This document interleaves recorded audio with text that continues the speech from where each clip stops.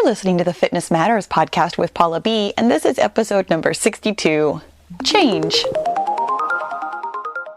Well, hello, my friends. Welcome to another episode of the Fitness Matters podcast, where every week we talk about the fitness matters that matter to you. And this one definitely matters to you. In fact, this one is so different and unusual. It's actually really kind of fun that the topic itself is about change, because this episode is a change from our norm. I am sharing with you today an episode that I recorded in the Get Your Goal group, which is my private coaching and accountability Facebook group, where we all talk about the kinds of goals that we are getting. It tends to be weight loss related, but there are other fitness goals, business goals, personal goals, and just life stuff that we end up talking about all the time. So what we do every week is I call it the Monday meeting, and we meet on Zoom. And generally speaking, I call it a little chat. It's essentially like a mini podcast, which is why I'm sharing it with you today on the podcast. And then I open the floor to questions, comments, personal coaching, what have you, so that people can get lots of one-on-one access with me, and I can help you get your goal, as is the stated goal of the group itself. But what I'm sharing with you today is simply the chatting part, the mini podcast part, which actually isn't even all that mini. It's about as long as a regular podcast. For privacy purposes, I didn't want to share the entirety of the episode, but if you do join the Get Your Goal group, you actually have access to the replays in the group forever. I don't ever take them down, because it's amazingly powerful to watch somebody else get coached on something, even if it's not a topic or a problem that you necessarily have.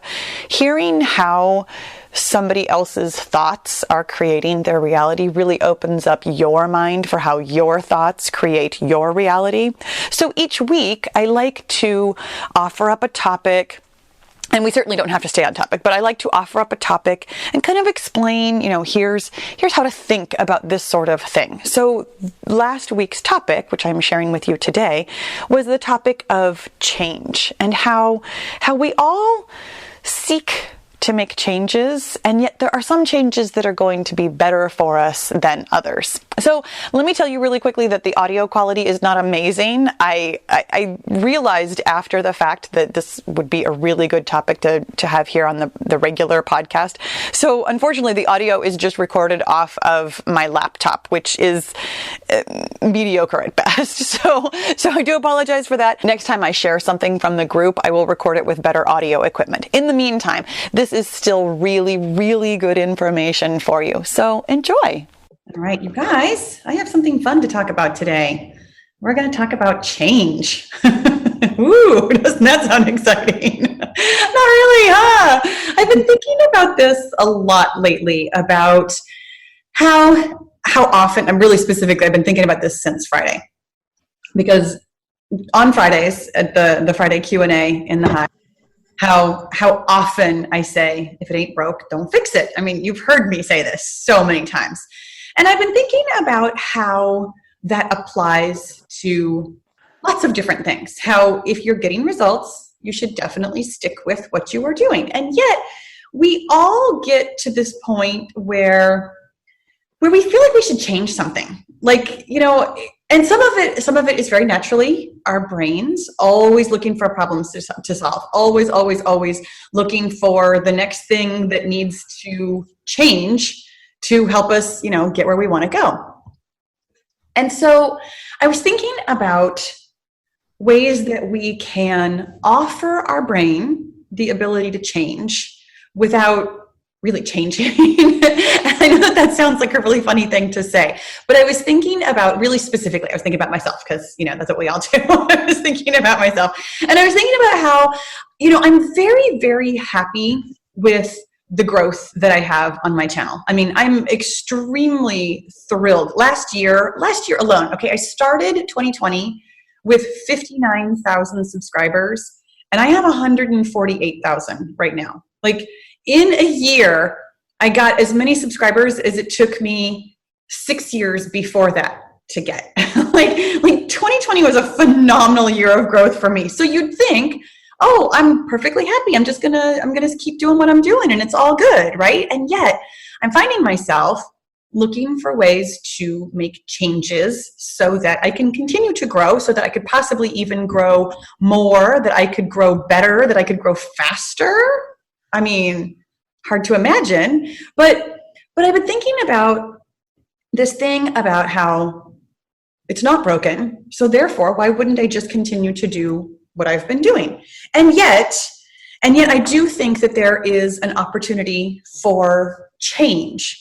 And I'm going to tell you that this actually does apply to you, even if you are losing weight. I know that I tell you, there's just 5 things to do. You're always supposed to do the same 5 things. It's not like that changes. And so rather than looking for things to change with, oh, I'm going to try a whole different way of eating, or I'm going to try a whole different way of exercising, or I'm going to try a whole different way of X, Y, or Z, I'm going to encourage you to actually think about changing your consistency. To go from 80%, 85%, even 90%, 95%, all the way to 100. 100% consistency will make changes in the results that you're getting. Shirley's nodding, and that's actually part of why I was even thinking about you and how this relates to you, how your phenomenal weight loss in December and January has been due to 100% consistency. And you were already doing great. You were losing really steadily, and you were at somewhere between 85 and 95 all the time. I mean, you've been fabulous, and yet that 100% made a huge difference in your results. For me personally, because of course I'm going to keep bringing this back around to me, I had lots of growth in 2020, and yet I was still very much trying to reach a lot of different audiences. I was still kind of going back and forth with push days and weight loss, and sometimes we talk about running, and sometimes we do this, and sometimes we do that. And I have made the commitment to myself to really, really focus on weight loss. Yes, there are people who will, Amanda, use my workouts for maintenance. And there are people who will continue to use my workouts for body shaping. And yes, I have a backlog of 800 videos that you can use for literally anything in the world. But by being 100% consistent with my message that you are capable of losing weight. You don't have to work out harder. Moderation is the way to go. We embrace our bodies. We love our bodies. The things that I talk about most of the time, I have decided to be 100% committed to that being my message. This is who I'm talking to. And yeah, it absolutely is terrifying, frankly, because it means that some people aren't going to want to do my videos anymore. I mean, some people aren't trying to lose weight, and that's fine. That's totally fine. I feel like people who are there, who are enjoying the workouts, can hear what they want to hear and kind of let go of the things they don't want to hear. Whereas the people who aren't sure if I'm talking to them won't know if I'm talking to them unless I am 100% consistent with my message. This is my message. Love your body. Love yourself. Embrace it all. Anyways, so 100% consistency can make a really big difference. And here's 2 reasons why. Number 1, it makes a big difference in your results. It totally makes a difference in your results. But also it really makes a difference in how you even approach things. Like if you come into your week, for example, and you've got meals planned and you've got it ready to go, and there's this thought in the back of your mind like, well, if things go sideways, it's okay. If you come into it knowing, I am going to be 100% consistent. I am going to hit my calories on the nose every single day. It changes how you look at your day. And it's not that you're being like mean to yourself. And I know that sometimes it kind of sounds like that when I'm talking about being rigid and hitting your goal 100% or your target 100% and but it actually is a huge relief. It is a huge relief to simply have it decided, I'm going to hit my target. Then there's no question. There's none of that back and forth. There's none of that debate. There's none of that, well, maybe I could have 1 cookie and it wouldn't be so bad. No, you've either planned for the cookie or you haven't. You either have room in your target or you don't. If you do, have the cookie. That's totally fine. I'm never going to tell you not to have the cookie. Trust me, I baked cookies last night. Never going to tell you not to have the cookie. But what I'm going to tell you is make sure that that cookie is 100% on your target. Ta-da! When you open yourself up to having that 100% consistency. And I know it sounds like you're closing yourself up. When you're thinking about it, sometimes it sounds like a scarcity thing. It sounds like, ooh, I have to, or like, but when you have already made the decision that you are simply going to be 100%, it's actually easier. It frees up your mind to not be constantly debating, to not be constantly arguing with yourself and then judging yourself later when you didn't hit your 100% consistency and gosh darn it, I always do that and all that kind of stuff. No, you just hit it. Boom, there it is. And in this vein of hitting your 100% consistency, the other change that I would like to suggest for you is 100% commitment. And they are totally related. But when you are, and this is something that I have always talked about internally with myself, when I am tapping at it, when I'm just kind of tapping at something, imagine yourself like trying to nail something. When you're just kind of tapping at it with the hammer, it takes forever. You know, it's not really going in. You're not going to be able to hang your picture. It just tap, tap, tap, tap, tap, tap, tap, tap, tap.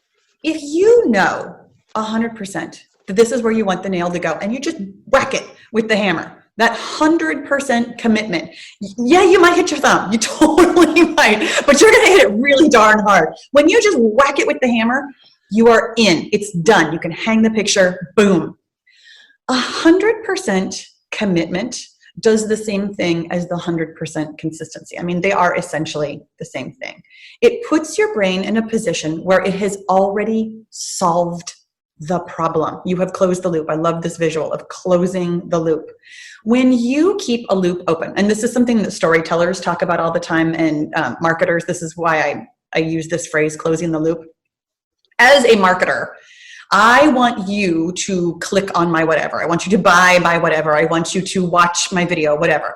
So I need to open a loop for you. I need you to be a little bit curious about what's going to happen. Specifically, I'm thinking about like my thumbnails. I want you to be curious. Well, what's this video going to be about? So you will click on it. It's why people ask you questions. When you start looking for it, you will notice in all advertising how people ask you questions. Our brains love to answer questions. We want to close that loop, that thought loop. So when we have a question, it opens up a loop, and when we answer it, it closes it. When you don't have any questions in your mind about whether or not you're going to hit your targets, it's going to happen 100%.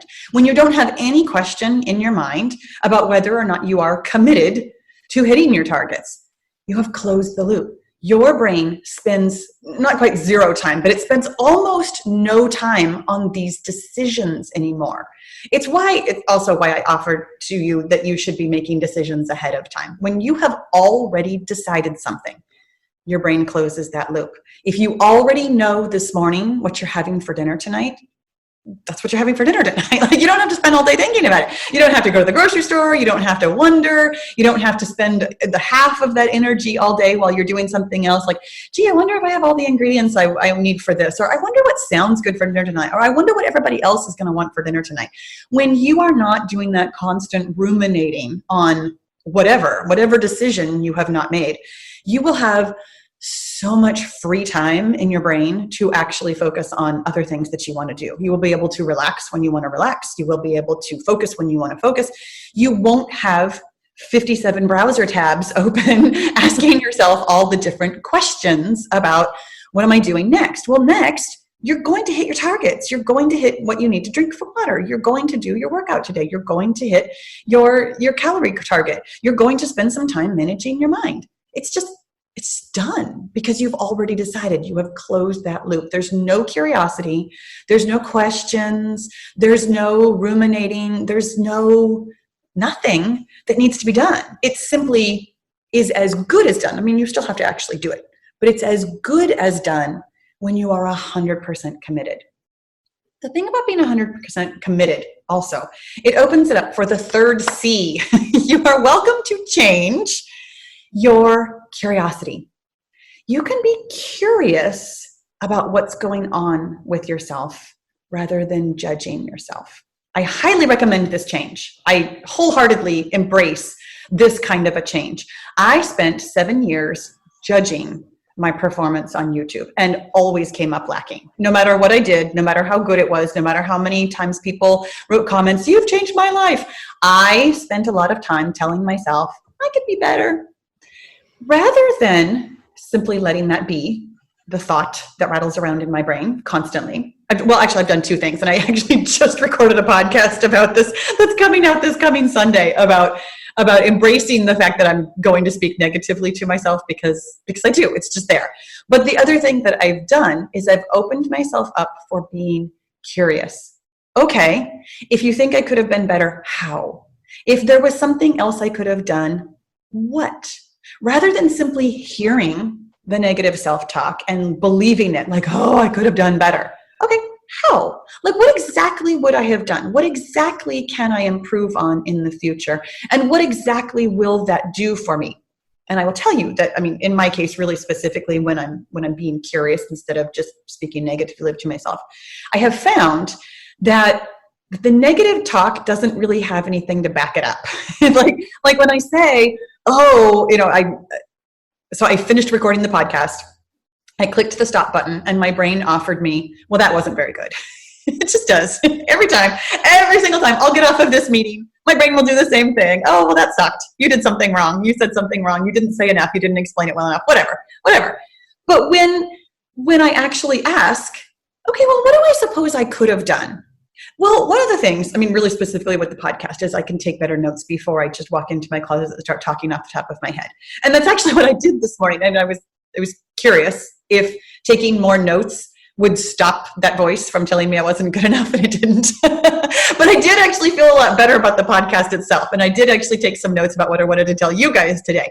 So being curious about what I could do or not do that would make things different has not entirely stopped the negative self-chatter, but it has led me to some ideas that are somewhat helpful. Some, I guess I call them action items. Really specifically, I'm thinking about the taking notes. Taking notes, being more prepared, doesn't stop the chatter, but it is helping me think ahead of time that I am more prepared. And then when I hear the chatter, I just remember, oh, that's right. My brain's going to tell me that anyways. When you are committed to being curious instead of judgmental, speaking of closing the loop, it actually opens your loop. It's very weird how being judgmental of yourself is a closed loop. When you have decided that, for example, everything you do is not good enough, that no matter what you've said, it wasn't enough, your brain actually is closed there. It's not open for anything else. It's like, oh, okay, well, this is what happened, and this is the judgment, and now we're done here. And sometimes, yes, you ruminate over it, and you hear it again and again, and it feels like an open case on your desktop, but it's not. Your brain has come to a conclusion that you are not good enough. When you accept that the negative talk is going to be there, but you are curious about what you might do differently, what you might do better, what you might like to improve, why your brain is offering you these thoughts, what you can do about these thoughts, you open up that loop. The closed loop is you're not good enough. The open loop is, well, what if I am? What if I'm trying to get better? What if I'm making improvements?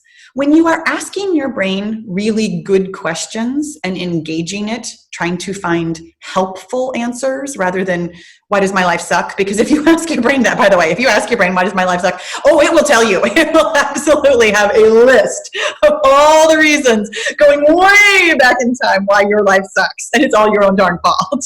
Really, trust me on this one. But when you ask your brain something like, how could I make my life better? Well, your brain's going to come up with some answers for that one too. And you might be surprised at the ways that you could make your life better. It will take your brain a little bit more time. It's a lot more automatic for your brain to offer you negativity. It's actually biological. I was just reading something about this very recently, the negativity bias, about how your brain is actually hardwired to find things wrong. It's why we have the prefrontal cortex. We look for and then we solve problems. Your brain is hardwired to think of things as problems, because way, way back in the day, everything was. And this is kind of off topic, but I'm going to tell you, my son and I, we were baking cookies last night. And so I'm using my little melon baller scooper, from Pampered Chef to make perfectly round cookies. And my son goes, how did we survive this long? Like, as humans, we have a mechanism to make perfectly round cookies. This is where we are as a society, that we need perfectly round cookies. So we devised a thing to do this. How in the world did we survive when there were saber-toothed tigers? We're just so soft. We have these weird needs nowadays. And it was a really funny conversation. But anyway, what was I saying? I was talking about curiosity, closed loops, hardwired for negativity. That's what I was talking about. That's why we got onto cookies. Okay. But when we are curious, when we can change that we are curious about ourselves, it makes such a difference in what your brain is looking for. I know that, I'm going to wrap this all up. I know that when we talk about making changes, so many of us want to go directly to doing something different, that we automatically go straight for the actions. But when we really, really want to make results changes in our lives, we can still actually do a lot of the same things. Especially if you're losing weight, going to do the same 5 things every single day, all the time. But you can change let me look at my notes. You can change your consistency, you can change your commitment, and you can change your curiosity. Actually the 4 C's, but the 3 C's of change. And when we think about it like that, you don't have to overhaul everything that's in your pantry. You don't have to change everything about you. You can simply change how you think about things. It is amazing how many changes you can bring about by changing the way you think. I know that you guys are already on board with this because you're here and we already talk about changing your thoughts. But when you change your thoughts in really specific ways, you will be amazed at the results you can get. And I'm actually going to tell you really quickly to wrap this up back to me, because that's what I do.